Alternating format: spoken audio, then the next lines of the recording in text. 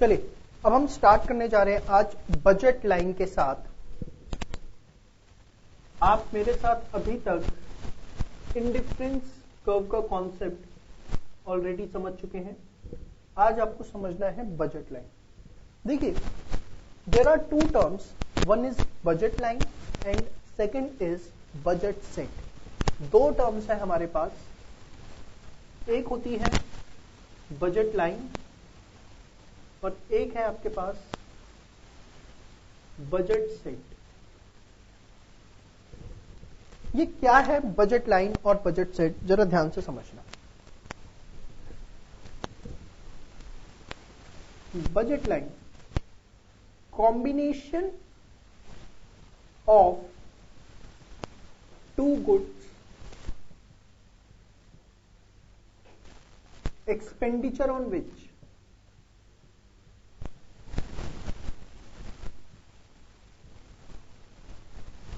is exactly equal to income of consumer. Budget set combination of two goods, expenditure on which can be afforded by the consumer। आइए जरा समझते हैं कि ये दोनों terms कहना क्या है। बजट लाइन कहता है दो गुड्स का ऐसा कॉम्बिनेशन जिस पर जो आपने अमाउंट स्पेंड किया वो एग्जैक्टली आपकी इनकम के इक्वल होगा। एक एग्जांपल, सपोज आपके पास इनकम है 100 रुपीज और आपके पास दो फ्रूट्स हैं, एक एप्पल और एक मैंगो। से एप्पल है 20%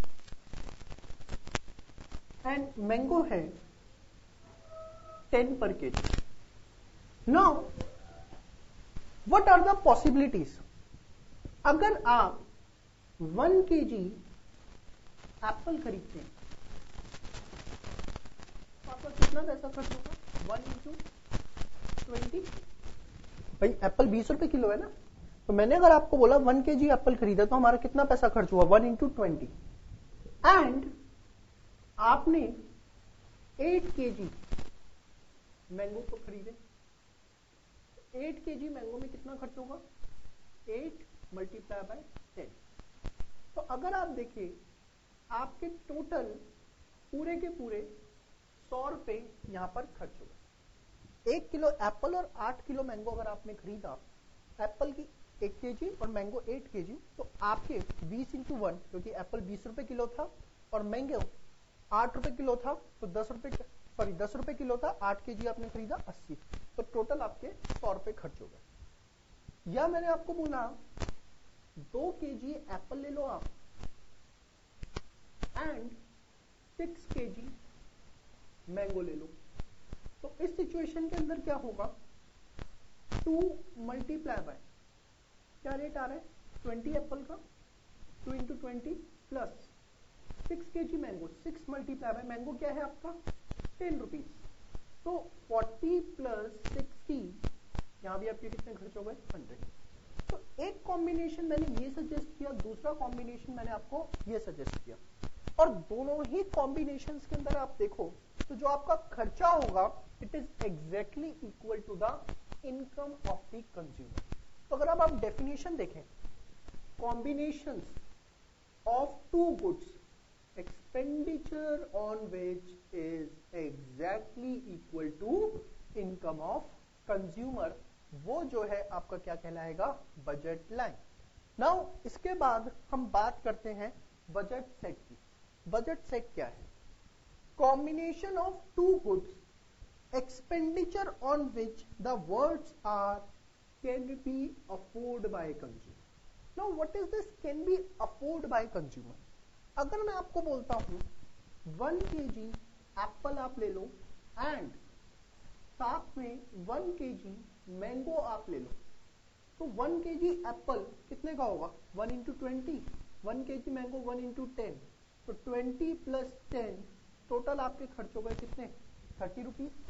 ठीक है, आपकी इनकम थी कितनी? 100 रुपए, खर्च आपके कितने हो रहे हैं? 30 रुपए। तो यू कैन अफोर्ड इट और नॉट?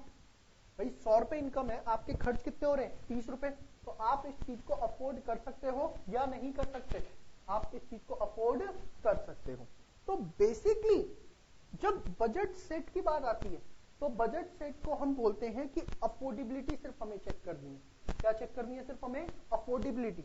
अफोर्डेबिलिटी का मतलब क्या है कि वो या तो इनकम के इक्वल हो। भाई आप कोई चीज, अफोर्डेबिलिटी का मतलब क्या समझते हो? अफोर्डेबल कोई चीज आपके लिए कब होती है? या तो वो खर्चा आपके इनकम के इक्वल हो या इनकम से कम हो, तो वो अफोर्डेबल होता है। ये भी अफोर्डेबल है। क्यों? क्योंकि आपके 100 रुपए खर्च हो रहे हैं, आपकी इनकम कितनी है? 100। ये भी अफोर्डेबल है, साथ में ये भी आपके लिए क्या है? Affordability. When the word is afford, afford means it may be equal to the income of the consumer or it might be less than the income of the consumer. पर जब बजट लाइन की बात आती है तो सिर्फ उन combinations की बात होगी which are exactly equal to the income of the consumer. तो बड़े स्पष्ट अक्षरों के अंदर अगर मैं आपको बात बोलूं तो क्या समझ में आता है कि जो चीज बजट लाइन की है that is exactly equal to income है, वो अनडाउटेडली हम अफोर्ड कर सकते हैं।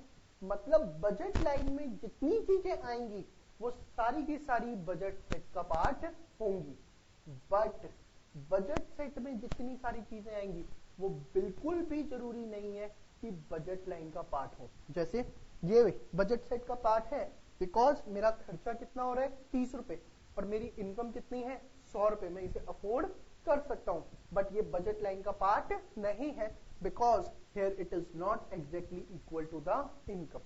तो मोटी मोटी दो बातें, budget line is exactly equal to the income of the consumer whereas budget set is which can be afforded by the consumer. Second बात, budget, all the combinations which are in budget line by default they will be a part of budget set. जितने भी combinations budget line में आते हैं वो कहीं ना कहीं बजट सेट का पार्ट है, क्योंकि इक्वल टू इनकम है तो अफोर्डेबल है ही। बट हर कॉम्बिनेशन जो बजट सेट का पार्ट है वो बजट लाइन का भी पार्ट होगा, ये बिल्कुल भी जरूरी नहीं है। क्यों? क्योंकि बजट सेट में जो इनकम से कम खर्चे हो रहे हैं वो भी आएंगे, बट बजट लाइन में सिर्फ वो आएंगे जहां हमारी इनकम इक्वल है। तो सेकंड बात जो मैं लिख सकता हूं वो क्या लिख सकता हूं? ध्यान से देखिए, सेकंड पॉइंट जो आपको नोट करना है वो ये that all the combinations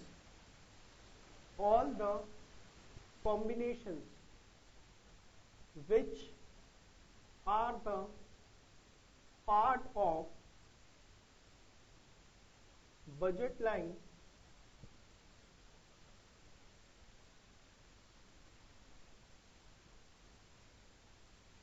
are the part of budget set as well.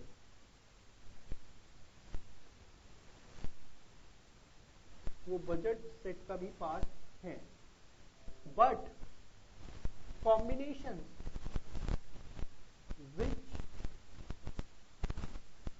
are the part of budget set may or may not be part of budget line. तो सबसे बड़ी चीज आपको यहां सीखनी है वो ये सीखनी है